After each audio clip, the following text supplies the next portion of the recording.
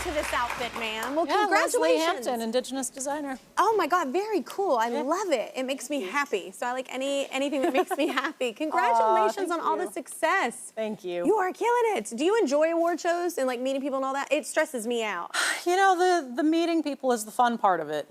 Yeah. It's, I described the Globes was a little bit like Squid Game. Like Oh my God. I mean, the reality is you're in shapewear, you need to pee, you have commercial breaks, and that's the only time that you're able to do it. So it's just a mad scramble, and then that's the time when you get to like jam in meeting idols like, you know, Meryl Streep. Yeah. But so of course that part's not bad. But. Yeah, no, that terrifies me too though. See, I always think I'm gonna say something stupid, so I try not to talk at all. I just kind of count on I'm going to say something stupid. Just lean into it. Yeah, exactly. I like that. Okay, Exactly. okay. Well, let's talk about the new movie. It's called Fancy Dance, so what's it about?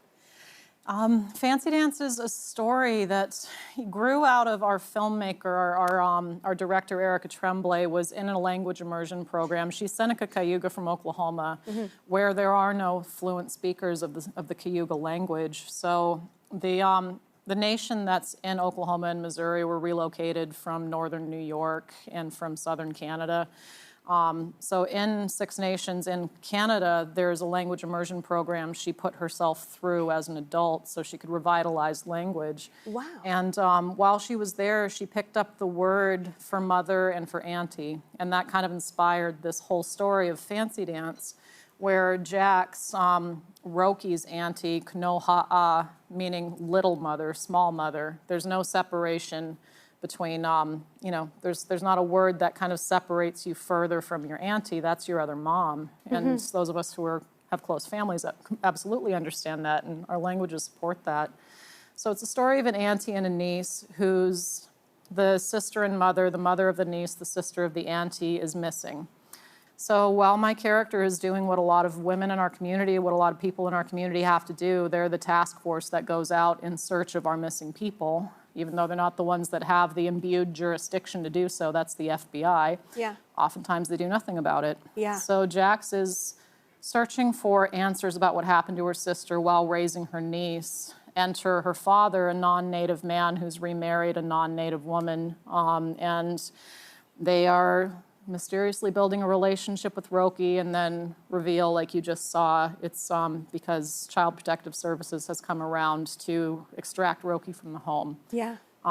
Deeming Jax unfit because of a criminal record that's long dormant and a little bit of pot they found in the house. Yeah.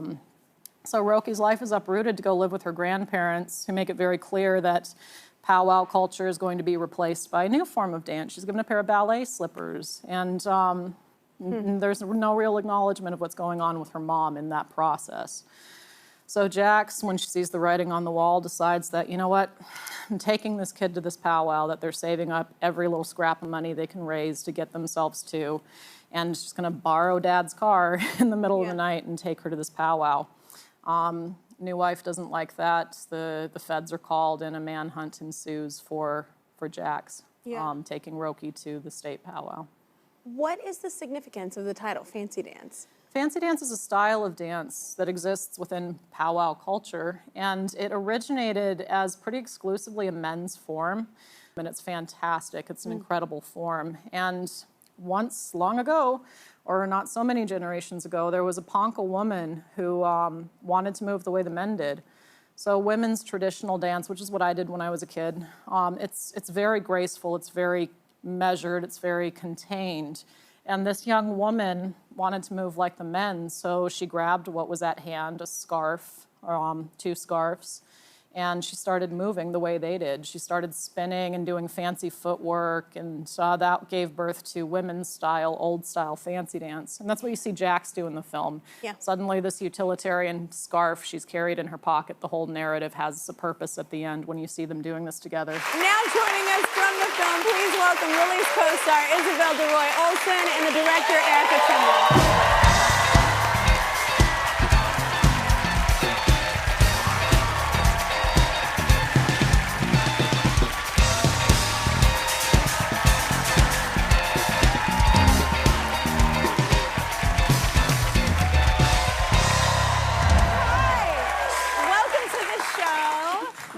was an amazing edit. I love what we just showed. So wait, so Erica, this is your first feature. So is it hard to get made? Everybody always has these like horror stories of getting their first feature made, or any feature made. Yeah, you know, I've wanted to do this for a really long time, and I, you know, wrote this script with my co-writer Michiana Elise, and it actually got made pretty quickly once we had a script. Yeah. You know, we were up and shooting within 2 years, which is kind of fast in this business. Yeah. But yeah, I think, you know. It took Kevin since '88, I think. Yeah.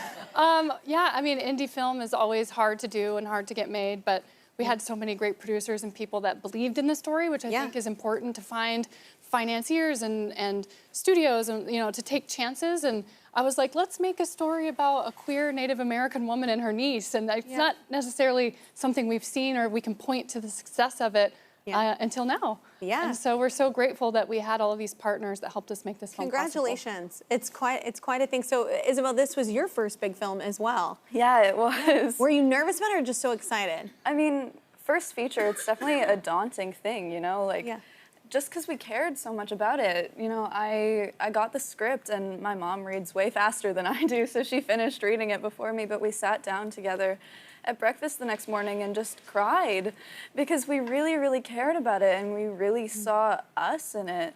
You know, it's a film that feels so real and feels so grounded, and it's so nuanced, and I was just so grateful that I got to be a part of it. Absolutely. It's kind of sad that it feels so real, but it's important to tell the story, obviously. But Lily, what drew you to the film? Why did you want to do this film? I was going to do this film before I knew anything about what it was going to become.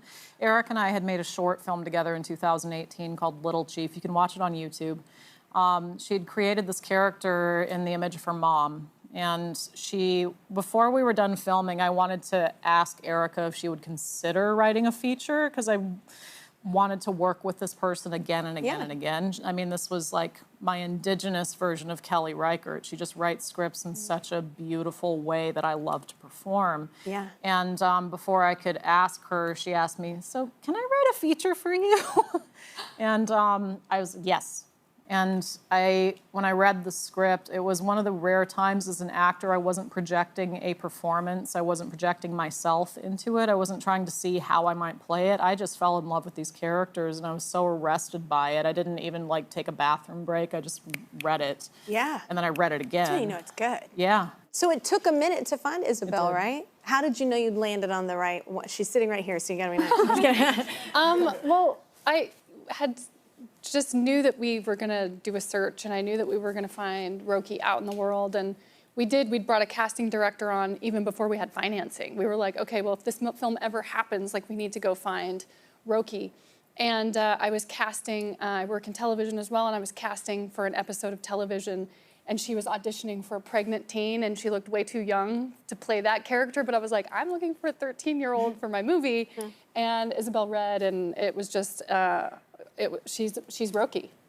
Yeah. So had you ever heard of it? The fancy dance, like the title of the movie, had you done any of that before? I mean, I grew up as a studio dancer, ironically doing ballet. You know, I spent so much time in the studio, and I love dance. And I grew up going to powwows. I never really actually danced powwow, but I would go constantly, and you know, I knew my basic steps.